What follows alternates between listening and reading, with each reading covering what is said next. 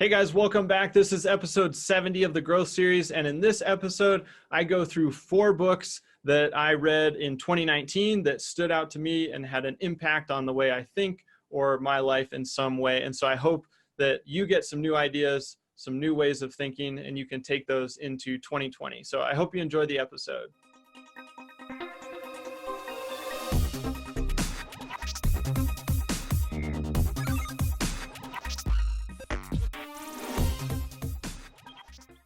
Hey guys, welcome back to Builder Funnel Radio. This is episode 70 and another edition of the Growth Series. Now, as some of you may know, I'm an avid reader. I shoot for about 35 to 50 books every year, and I tend to stay in kind of that self-improvement space. So it could be marketing, leadership, sales, investing, real estate.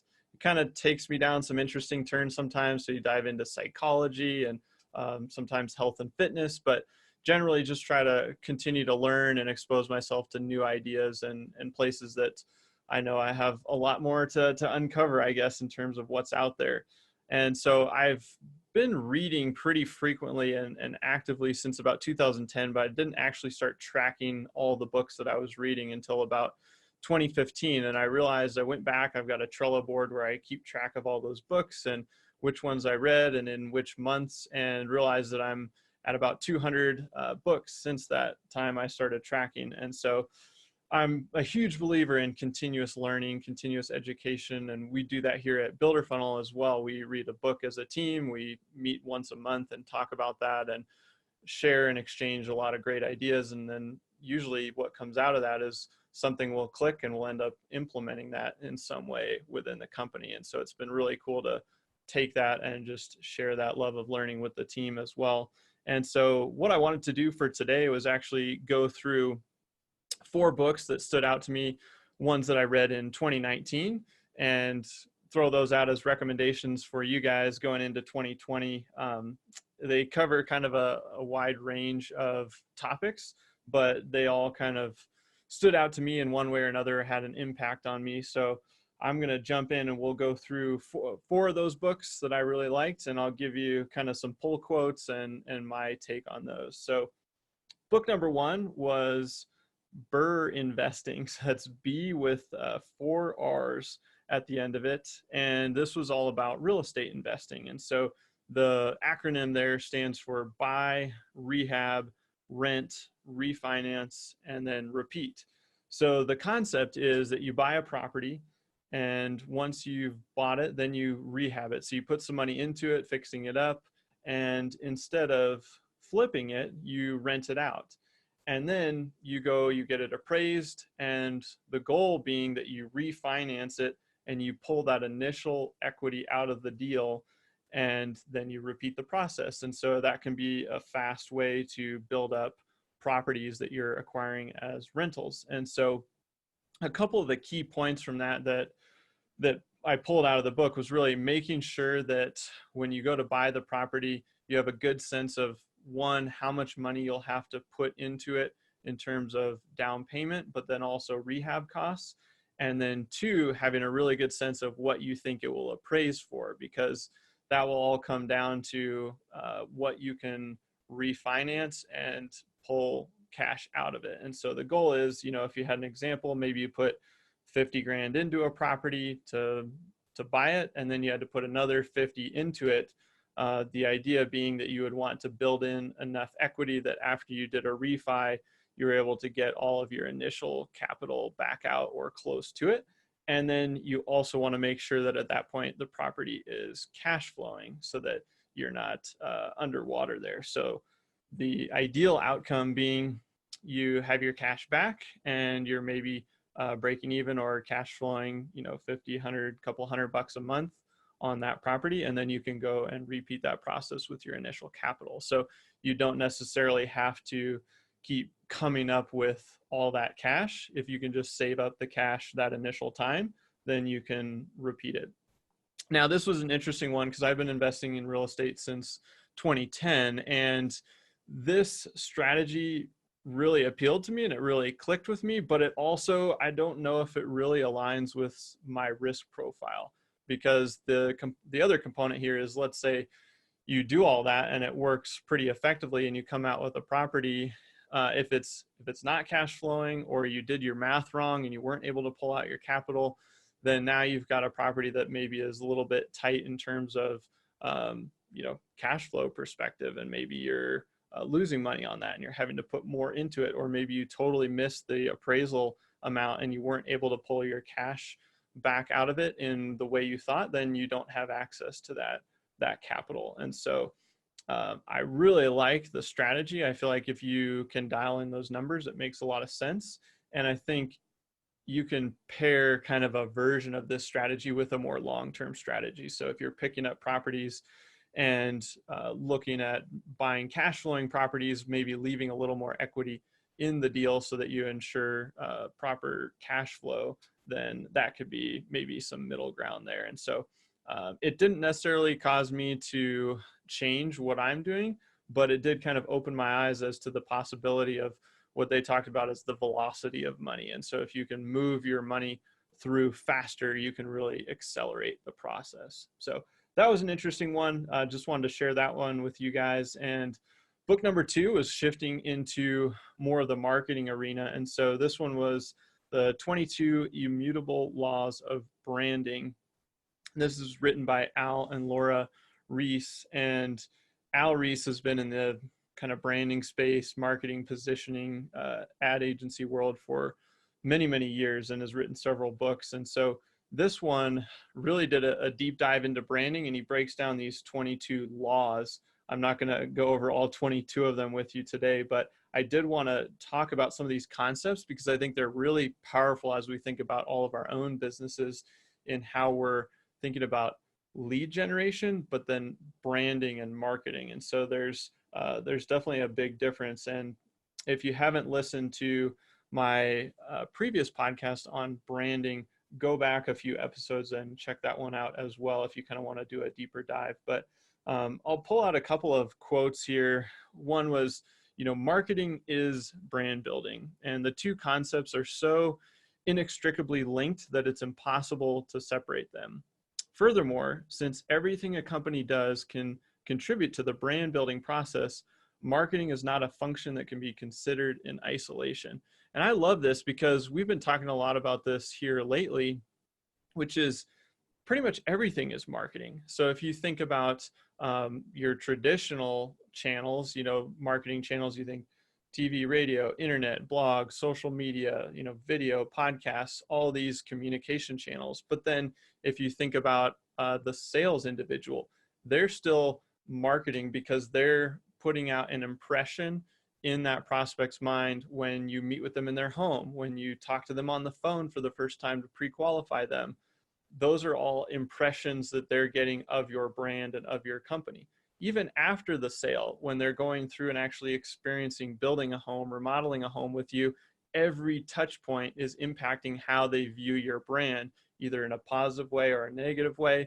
And then also, if it is in a positive way, how are they perceiving it? Is it, oh man, these guys are always on schedule? And so that kind of is a thought that gets associated with your company and your brand. And so basically everything that's going on, every touch point with the end consumer and the end customer connects back to marketing and branding. And so I really thought that was a powerful way to think about it, is that marketing kind of sits on top across all the functions of your business, including sales and operations and even finance, sending invoices and different things like that. Like those are all touches with partners, vendors, and the end customer. So good things to think about there in terms of how you approach branding and thinking about all those touch points with partners, vendors, and customers.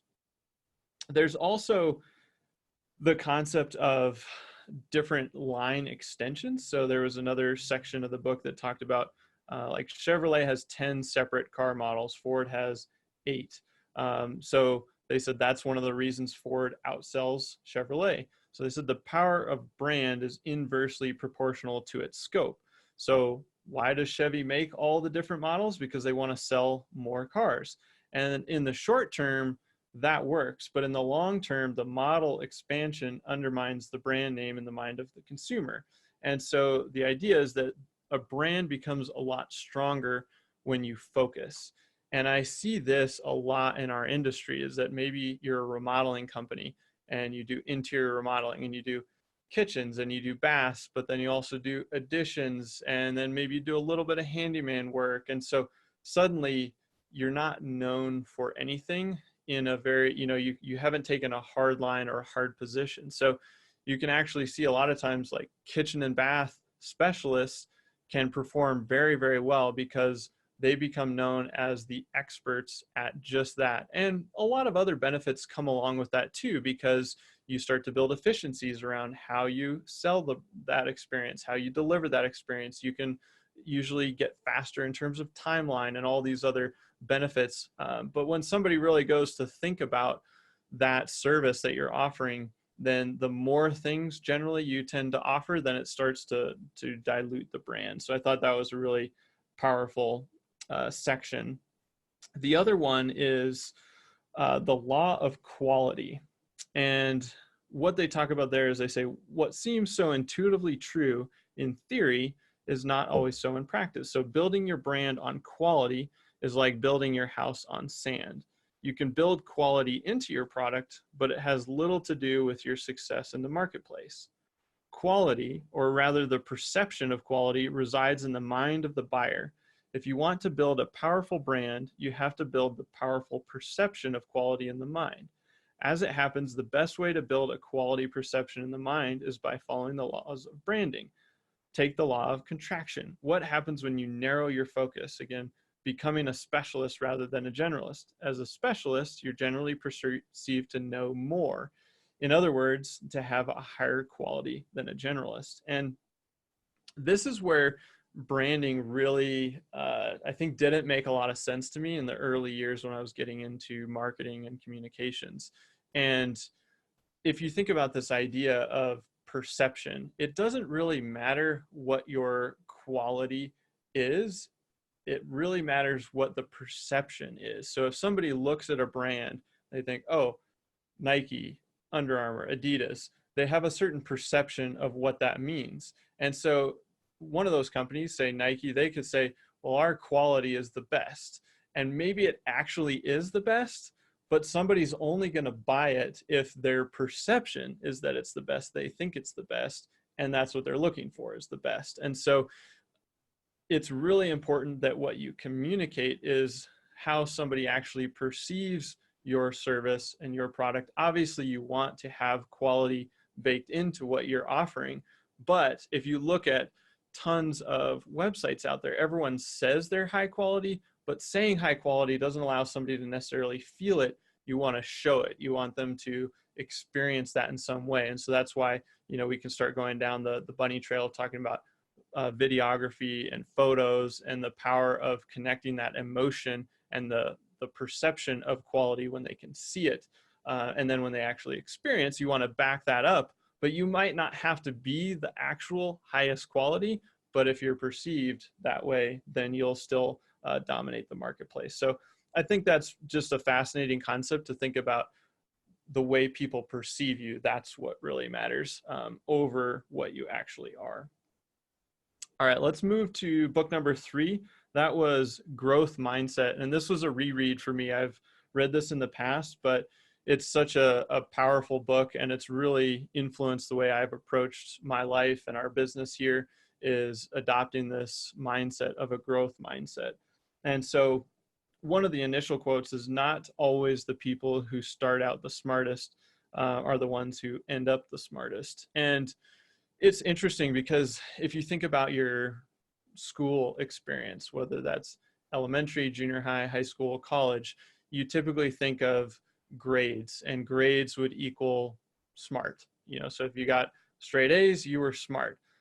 And to some degree, there's a connection there. But, you kind of get pigeonholed if you are either a straight A student or maybe you're flunking out, then teachers start to kind of treat you or put you in that bucket, and you can kind of get grooved in there for your entire experience.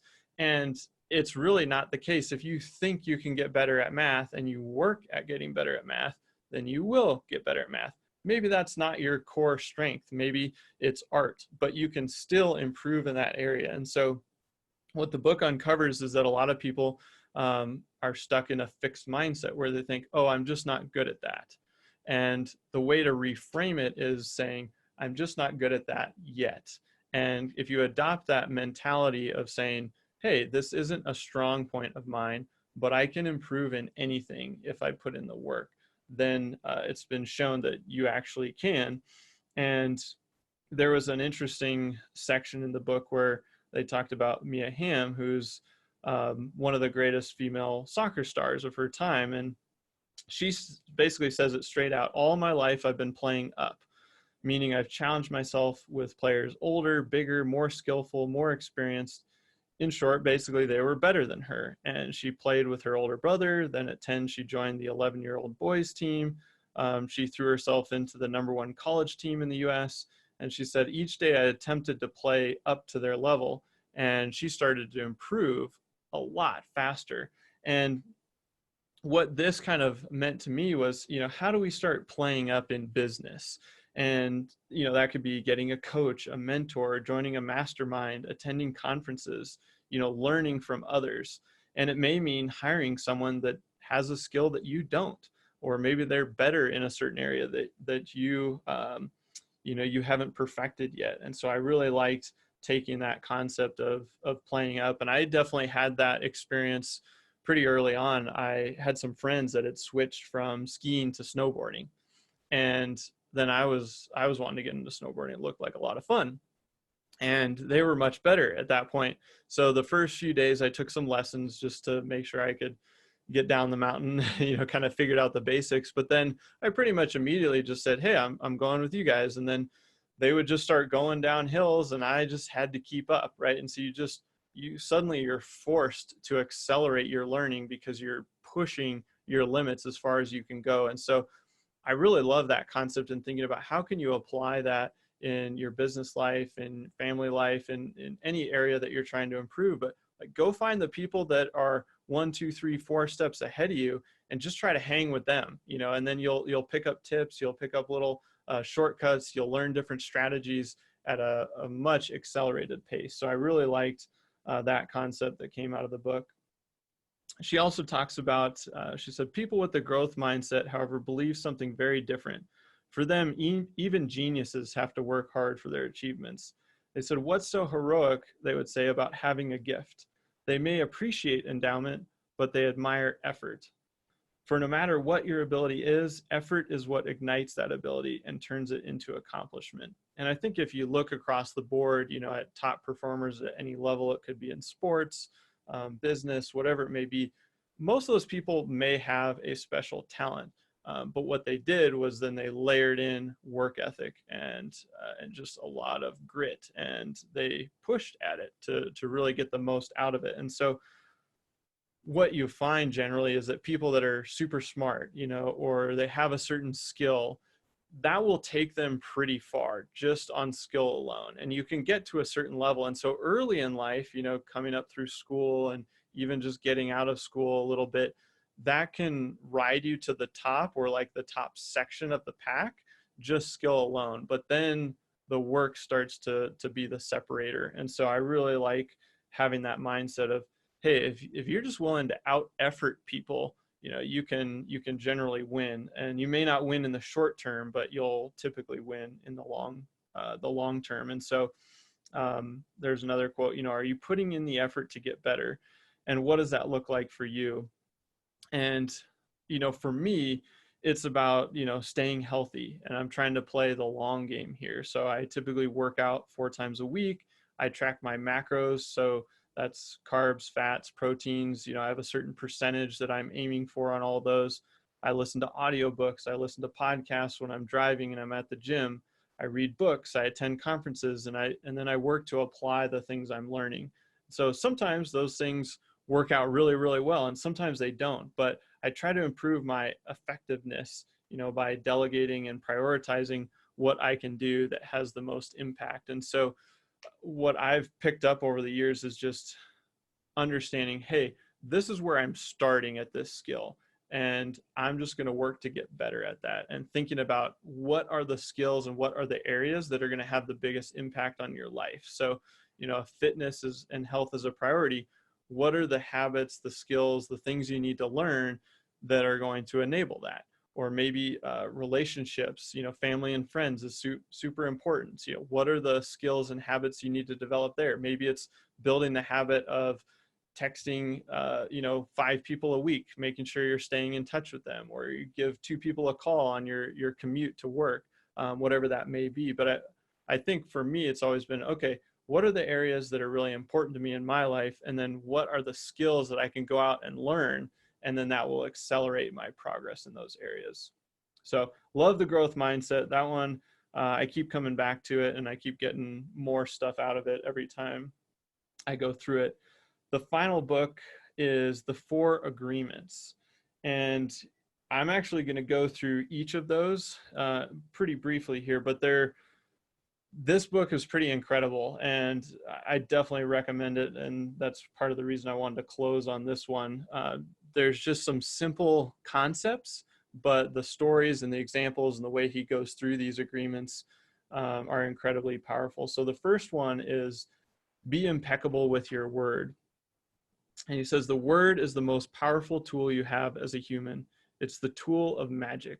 But like a sword with 2 edges, your word can create the most beautiful dream, or your word can destroy everything around you. We cast spells all the time with our opinions. An example, I see a friend and give him an opinion that just popped into my mind. I say, I see that kind of color in your face in people who are going to get cancer. If he listens to the word and if he agrees, he will have cancer in less than 1 year. That is the power of the word. Someone gives an opinion, says, look, this girl is ugly. The girl listens, believes she's ugly, and grows up with the idea that she is ugly. It doesn't matter how beautiful she is, as long as she has that agreement, she will believe that she is ugly. And that is the spell she is under. So you can measure the impeccability of your word by your level of self-love, and how much you love yourself and how you feel about yourself are directly proportionate to the quality and integrity of your word. When you are impeccable with your word, you feel good, you feel happy and at peace. And so he ends that section kind of talking about use white magic, beginning with yourself. Tell yourself how wonderful you are, how great you are, and how much you love yourself. And this one is super interesting to me because it's a lot of times it goes back to that perception thing. If somebody tells you something, they kind of plant the seed in your mind, and then it starts to take shape as reality. And so I have some daily affirmations that I run through personally every day, and I read those, and they're to affirm that I'm thinking about myself in the way that I want to be, or something that I'm striving for, the way I want to be acting. And so when I read this, it really clicked with me. And I think if you think about some scenarios in your life where maybe somebody has planted something negative in your mind, and you start to focus on it, it starts to become reality. So pretty interesting. The next one is don't take anything personally. And this one, it goes both ways. So he says, hey, I don't take it personally when people say, hey, Miguel, you're the best. But he also doesn't take it personally when they say you're the worst.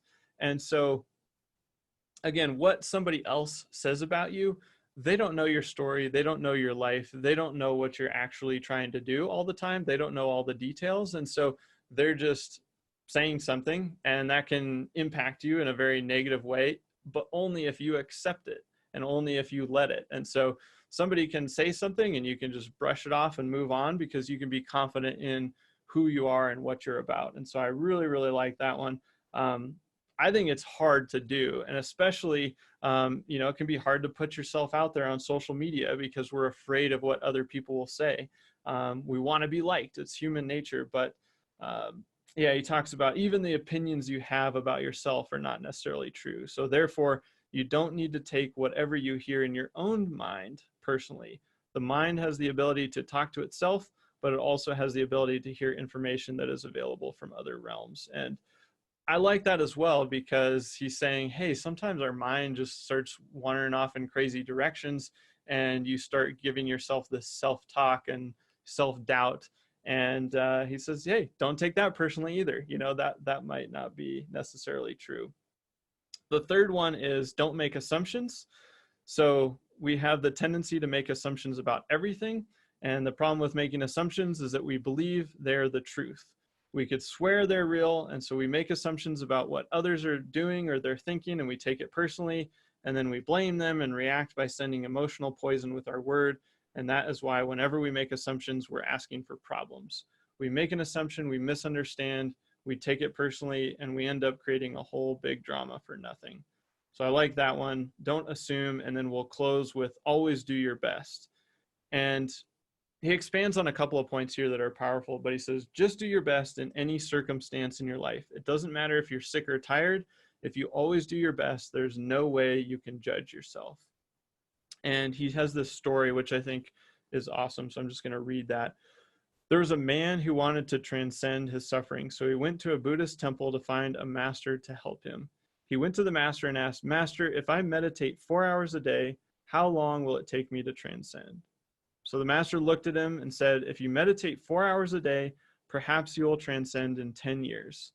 So thinking he could do it better, the man said, oh, master, what if I meditated 8 hours a day? How long will it take me to transcend? And the master looked at him and said, if you meditate 8 hours a day, perhaps you will transcend in 20 years. Hey, why will it take me longer if I meditate more? The man asked. And the master replied, you're not here to sacrifice your joy or your life. You're here to live, to be happy, and to love. If you can do your best in 2 hours of meditation, but you spend 8 hours instead, you will only grow tired, miss the point, and you won't enjoy your life. Do your best, and perhaps you will learn that no matter how long you meditate, you can live, love, and be happy. So if you can do your best always, over and over again, you will become a master of transformation. Practice makes the master. By doing your best, you become a master. Everything you have ever learned, you learn through repetition. You learn to write, to drive, and even to walk by repetition. You are a master of speaking your language because you practiced.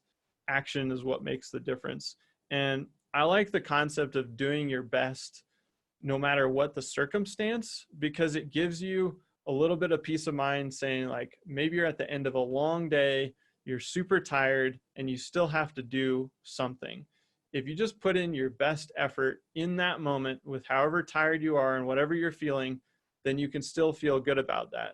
Maybe the next day, if you're doing the same thing, you do it better, you have more energy, whatever it is, that's okay. The reality is you were tired, and in that moment, it's important to do your best, because in those moments, you may not blow up at somebody or react negatively or do something like that. Whereas if you just do your best, maybe it just avoids you hitting, some negative things and going down a path that you don't want to. So I really like that concept. And then I like that final parting word, which is action is what makes the difference. And so if you're doing your best, you're acting. And if you're, again, going back to some of the other things we talked about, learning, take that learning, put it into action, and follow through with your best effort. So those were 4 books that stood out to me this year. There were a bunch of other good ones I read, but I thought those kind of were fairly diverse in terms of subject matter, but they all kind of draw their own connections as well. And so hope those inspired you guys to think about a few things in a different way.